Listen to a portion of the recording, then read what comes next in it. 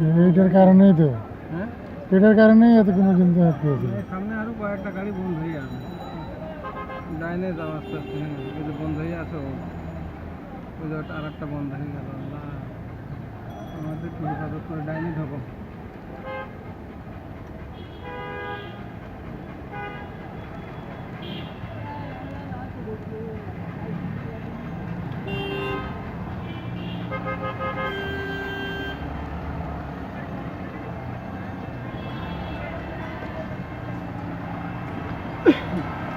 এই চ্যালেঞ্জার 5 দিয়েছে, পানি ঢুকবে। কি অবস্থা ভাই? আমরা ফকিরাপুলে পানির নিচে পড়ে গেছি।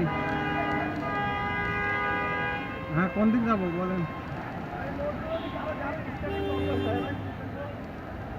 হাতির ঝিলে পানি পান নাই? এদিক থেকে পানি মেরে গেছেন কত দূর? ও আচ্ছা, তাহলে তো আমরা মরছি। আমরা তাহলে কোথায় যাব বলেন এখন? পল্টন দিয়েও তো পানি পানি নাই। হ্যাঁ তাহলে সামনে তো কি আমরা কি ইতে উঠলে, ব্রিজে উঠলেই পারে কি পারবো?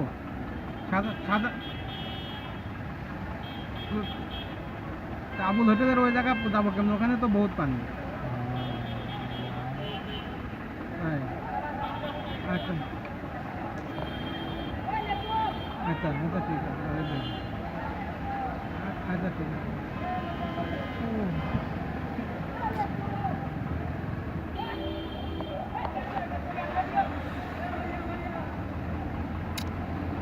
বড় যন্ত্রণার মধ্যে রইল।